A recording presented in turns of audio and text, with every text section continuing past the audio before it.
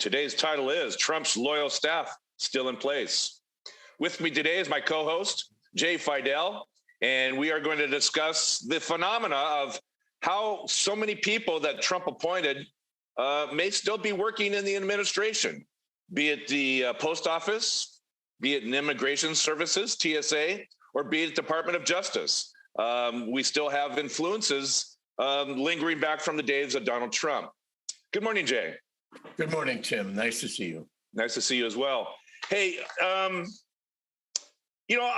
thinking of the days when we were just about ready to have an election, and a big part of that election was mail-in ballots were all the rage because of COVID. Donald Trump was having a fit that the mail-in ballots was somehow a breach of election security, and it was a fraudulent basis for allowing mail-in ballots. Even most Republicans love them. And then we had a gentleman that he appointed to the Postmaster General, Louis DeJoy. And what did Mr. DeJoy do before the election? He dismantled multiple sorting machines around the country so that the mail couldn't be sorted. There would be a delay in the mail. There'd be a delay in the mail-in ballots. Fortunately, this proved not to have a great impact on the election, but nevertheless, he did it. Guess who's still working as the Postmaster General for the post office? 3 guesses. The first 2 don't count. Louis DeJoy. Right on all accounts. How does that, Jay, my question is this. How does that happen? Well, to reel it back a little bit, the appointment of Louis DeJoy by Trump, the hand-picked postmaster, which is actually unusual, have the president pick the postmaster, but was in 2020. 2020. It was at the last part of his term. And, to me, it's circumstantial evidence that shows that Trump was involved in an effort, if not through his whole administration, then at least at the end of it, just before the voting was done, to cook the books on voting. And this was just one element of voting, and it was quick enough that the press caught it, and they found Louis DeJoy was a Trumper, had contributed millions, as I recall, to the Trump campaign. He was clearly devoted to Trump, and then he started doing things like, withdrawing and destroying the sorting machines in the post office all around the country. And he said, "Oh, that was going to save money." Oh, no, it didn't save money. It was a complete destruction of very, expensive equipment. Why would he do that? So, and we only know the surface of it, Tim. God knows what he did to the post office. Even the people in the post office don't know because he didn't tell them. He just did it. And he did it throughout that period prior to the 2020 election. And he was actively trying to help Trump win. So, what troubles me is that, of course, that he's still there. But what also troubles me is that we don't know all the things that he did. So we were all kind of ticked off at what he did and the fact that Trump appointed him and he shouldn't be there. And the word around was that all you have to do is appoint new directors of the post office and they can get rid of him. Well, that was how many years ago? 2020. It's now almost 2024. And we don't have a new postmaster. We have Louis DeJoy. And what is interesting about this is if you go on the web, you're going to find a lot of articles from the government, from the Postal Service, UHPS, okay, singing praises to DeJoy, propaganda about DeJoy, saying he's a great guy and a great leader and a great business, analyst for the post office, doing all the right things. I can't believe that. Sorry, it's coming from him, isn't it? It's coming from the post office. I don't know why anybody would believe him. Common Cause wants to get rid of him. A lot of people want to get rid of him, and I do not understand why Joe Biden is deaf to all of that. Who knows for sure, but it seems to me that he could have appointed new directors. He could have somehow forced DeJoy out of office, and yet we have DeJoy. And also, Tim, I'm here to tell you, DeJoy is going to do exactly the same thing in 2024 if he has the chance. He's going to muck up that election. He's going to put it in favor of Trump. Is this a failure to launch by the Biden administration? I mean, I agree with your summation of the whole situation. It's mind-boggling as how this man, who really did try to adjust and misdirect the election via mail-in ballots. It was literally at the time that ballots were supposed to be put in the mail, maybe a month or two before. And again, these machines were dismantled left and right, and they could not be repaired. They were completely dismantled, and in many cases, parts were thrown away so that they could not be reconfigured. No, but that wasn't the only thing he did. He took other steps to slow the mail down. He said, hey, the post office is losing money, so we're going to stop this function and stop that function. I forget. We all forget. See how time passes. Yeah. The things he did that were revealed. But even the ones that were revealed are not the whole story. He did other things, too. He skinnied down the number of postal boxes. And you know what? It was, and the hours of pickup, all that stuff. He was choking the postal system, and in anticipation of the election. And he was working in tandem and collaboration and cahoots with a lot of Republican officials in various states around the country, all to screw up the Postal Service and thus to screw up, the mail, in the obvious effort to screw up the Democratic vote in the mail. So I can't forget that. I don't think anybody should forget that. And I don't think we should forgive him. And I don't know why we would leave him in place. What I'm saying is it's rotten. It's rotten to the core. It's not just rotten at the things we know. It's rotten right down to everything that happened in the Postal Service. And it will happen again. It hasn't stopped. Okay, so here's the tough question. Do you have a plausible explanation why he still serves in that role? Well, first of all, he wants to. Remember, he gave money to Trump. He wants. Yeah, I want to do a lot of things in life, and I don't get them. Same here. He wants to, and certainly Trump and Trump's friends want him to. And he is, he's got a certain amount of influence. He's, a businessman, and as I recall, he is a wealthy businessman. And in fact, Tim, as I recall, he owned companies that were competitive with the Postal Service. That's right. I remember Why that. would you ever, this is an agency that really needs a little room. It doesn't necessarily make money.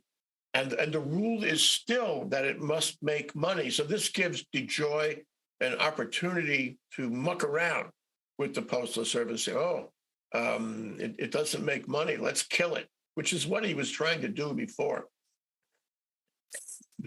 But, Tim, I don't understand. I've been thinking about this show from the time, you indicated you wanted to cover this. I've been thinking, batting my head against the wall, knowing you would ask me that question. Why is he still in office? And I do not have an answer. I suppose logically it could be that Biden cannot change the people on the board of directors of the post office. But, it's been, 3 years? Certainly one of them would have gone, or, resigned or something. And if that happened, it would be in the newspaper, wouldn't it? Yeah. Because the press would have carried that as an important event. But that hasn't happened, I guess. And it could be that the Postal Service is still exactly the way it was when Trump appointed DeJoy. And if Joe Biden were here today, he would tell us that I can't do anything. It's locked in. Really? You're the president of the United States. Thank you. Ask one of those guys to resign. I don't understand why he hasn't done that. And we have an individual that has the power to, explode the world 3 times over with a nuclear button, but he can't get rid of the post office general. Yeah, I don't get it.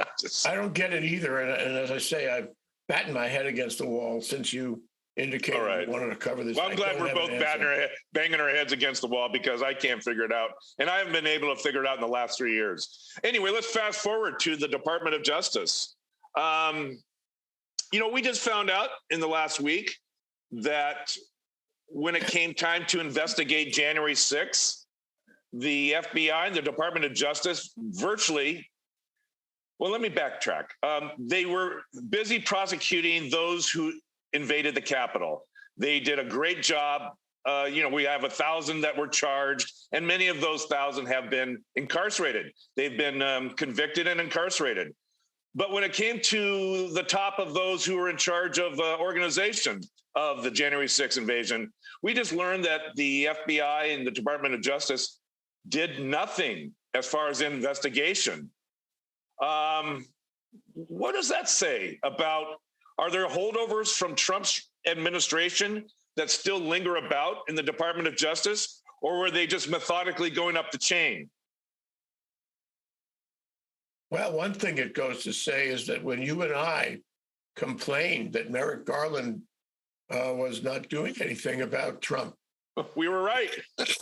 We were right. We must have said that 100 times, and we were right every time. And now we find that he didn't do anything. This is the most destructive thing that has happened to the country since 1812, and it is really remarkable that he did nothing. It's not like you have to prosecute right away. You can start an investigation, and the FBI takes his signals. He's the Department of Justice, and they kind of work for him. Why didn't he initiate an investigation? Why didn't he ask him to do that? So in this case, though, I do have a suggestion about why. Let's hear it. Okay, and there's got to be more reasons. It's not just the only one. You have to read the book Comey Rule and see the movie Comey Rule, because what is revealed in there. And I don't necessarily think that Comey's the greatest guy in the world. He wrecked it for Hillary Clinton, and I don't know. I will never understand why he did that. But anyway, after Trump was elected, Trump tried to corrupt him, and he takes the position that he refused the corruption, and yet summarily Trump fired him. And even though he, was kind of steering clear of Trump and Russia, that was why Trump wanted to corrupt him, according to the book and the movie. Okay, then what you have is Trump somehow manages to get rid of the inner circle of the FBI all around Comey. So first it's Comey. He was on the West Coast, and Trump fired him, by email or something, or Trump fired him by an announcement in the press, not even telling him. That was really extraordinary in the movie. We left him at an airport, I think. Left at an airport without a flight.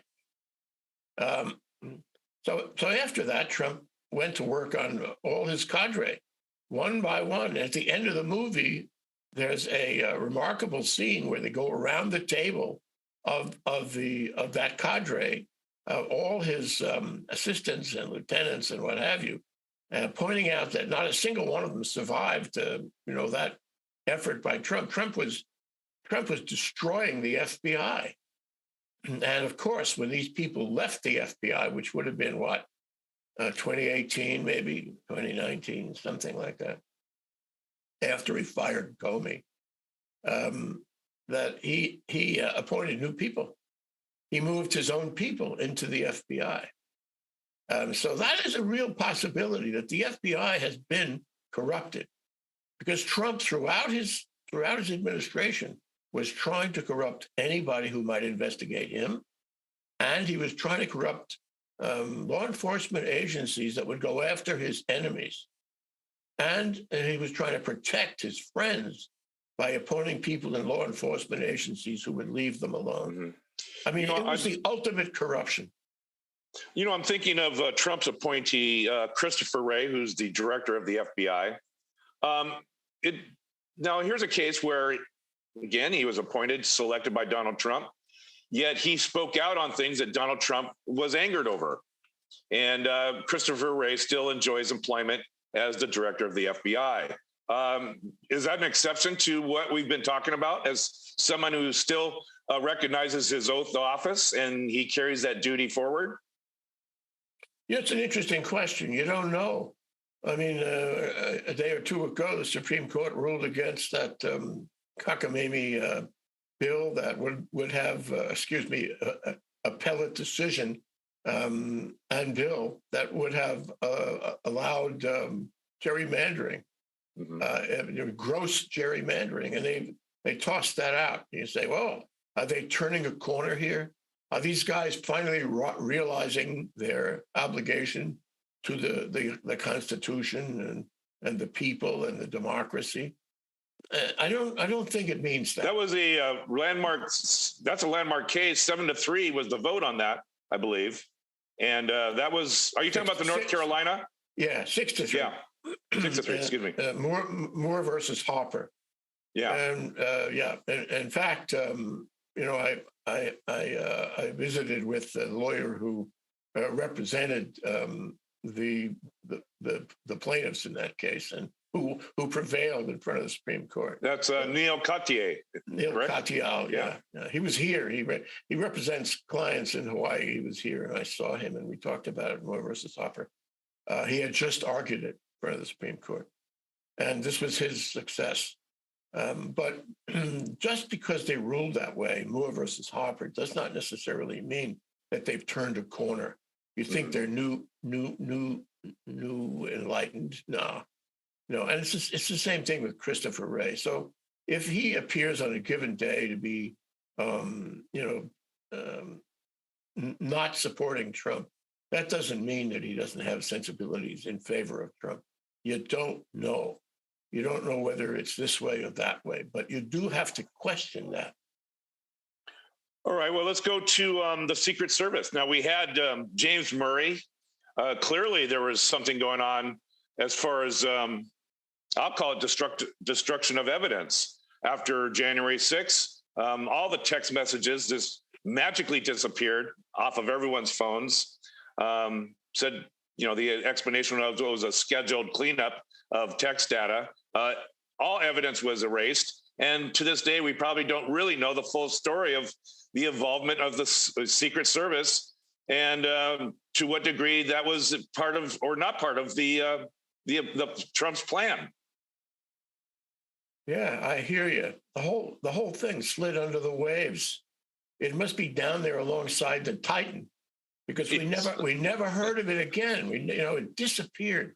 And you say to yourself, how could such a hot issue involving the Secret Service of the United States of America, how could that disappear from the media? You think it was accidental that disappeared? Or was somebody in the Secret Service or in government working to make it disappear? We never heard more. I'm not aware of any investigation by anybody. I'm not aware of any admission. I'm not aware of any revelation about where the missing messages went.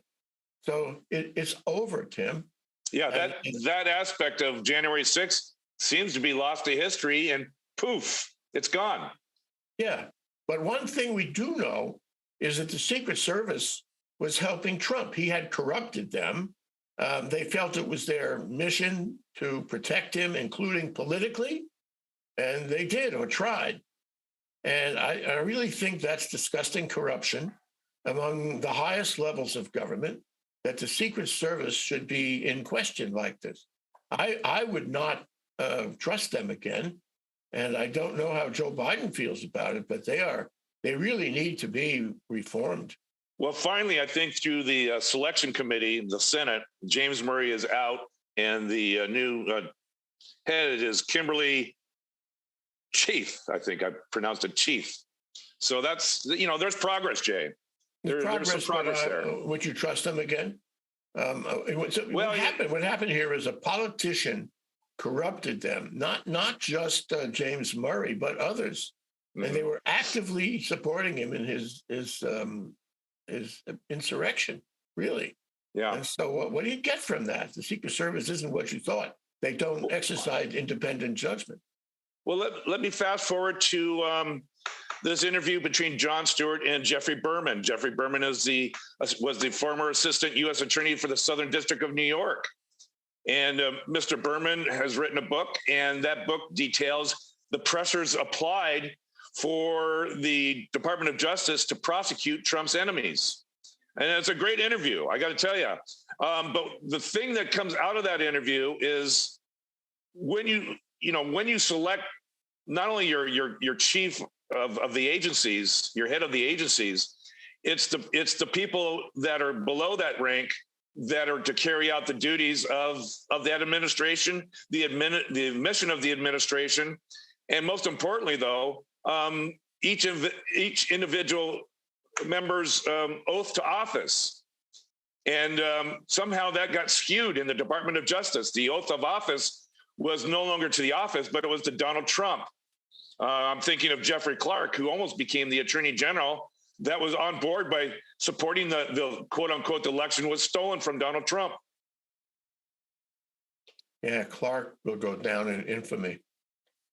The Berman interview is remarkable in so many ways. First of all, Jon Stewart, aside from being a very good interviewer and a very smart guy and a very savvy political analyst, happened to be, neighborhood mates with Berman back in Brooklyn, I think, back when.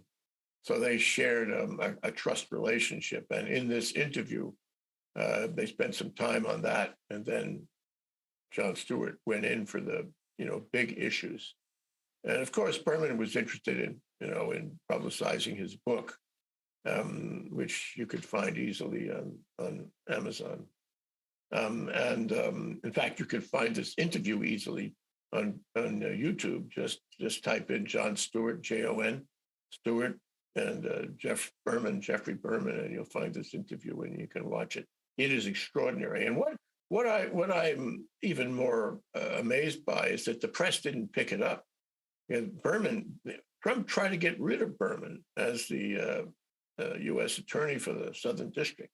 And by the way, Tim, the Southern District is the most powerful, most well-resourced, most famous and legally strong district in the country. They have the biggest prosecutions about the biggest, white-collar crime and also mafia crime. They are a very important district.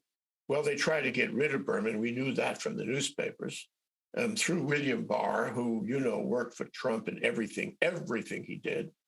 And Berman resisted him, and Berman wound up replacing himself with one of his assistants, which was a brilliant stroke as far as Berman was concerned.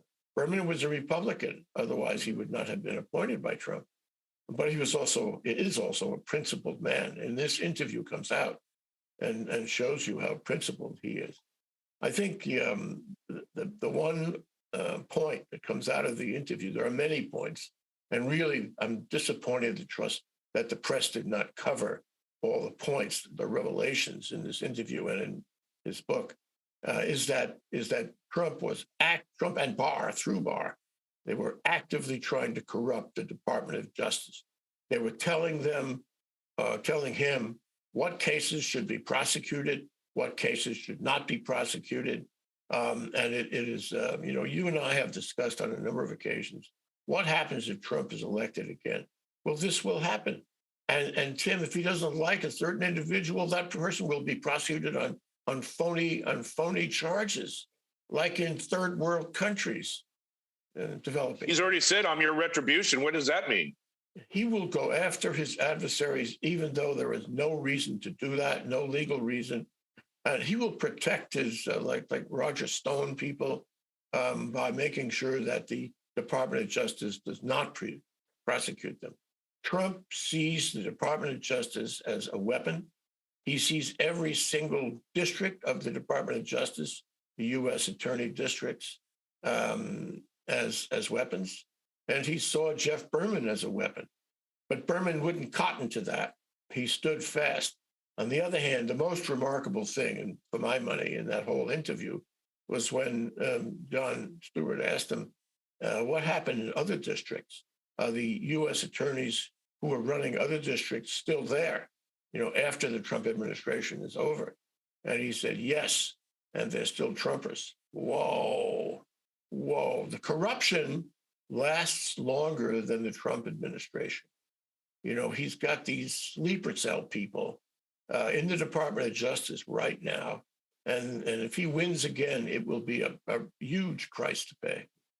Okay, well, the question is obvious to me. Is this a failure to launch from the Biden administration like it was with Louis DeJoy? Why are these individuals that are loyal to an individual versus the constitutional oath, why are they still there?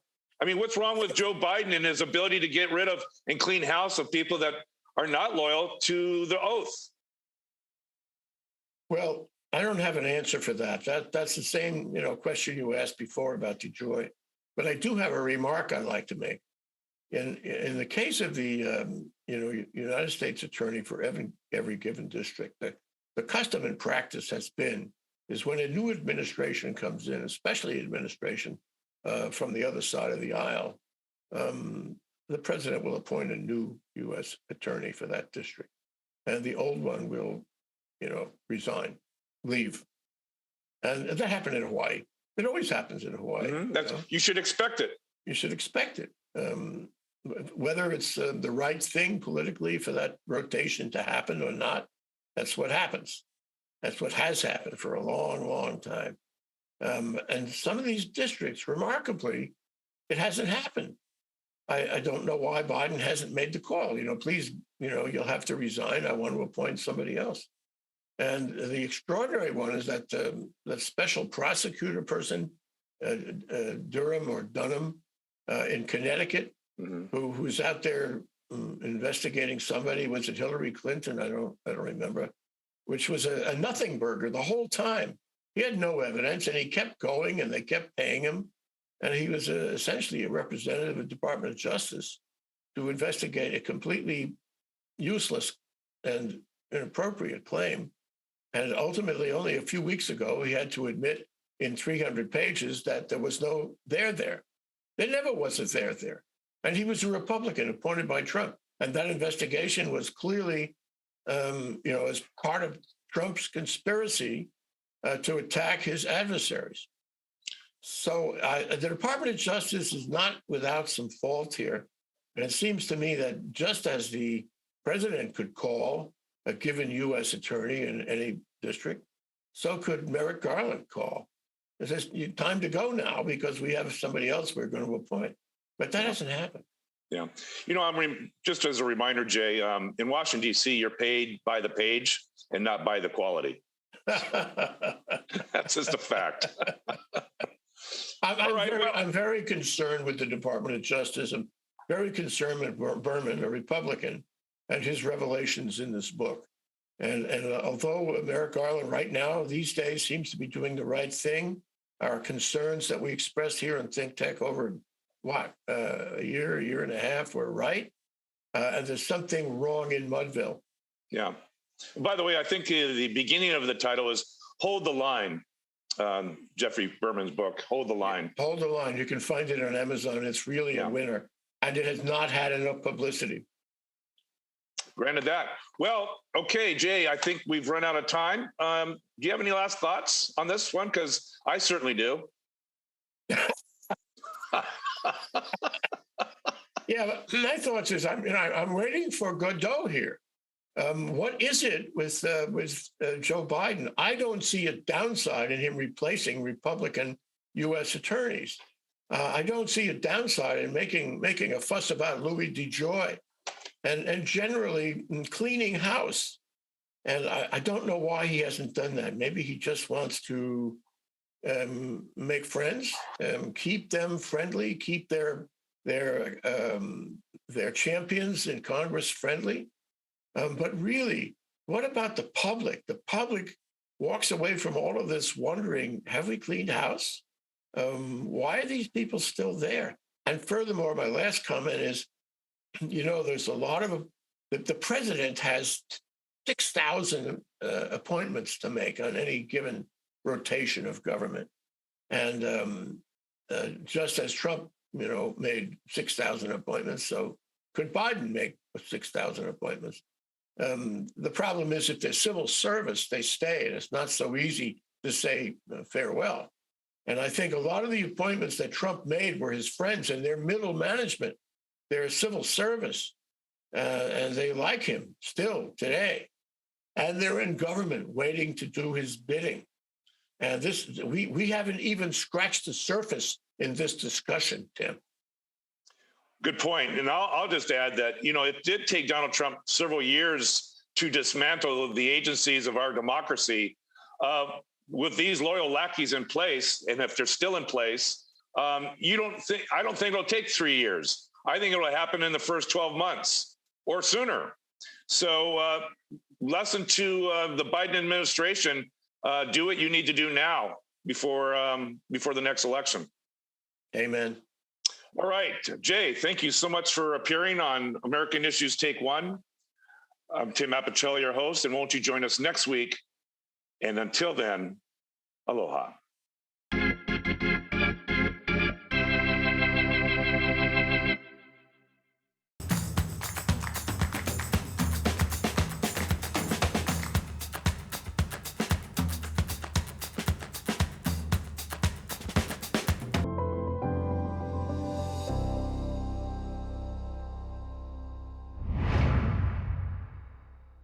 Thanks so much for watching ThinkTech Hawaii.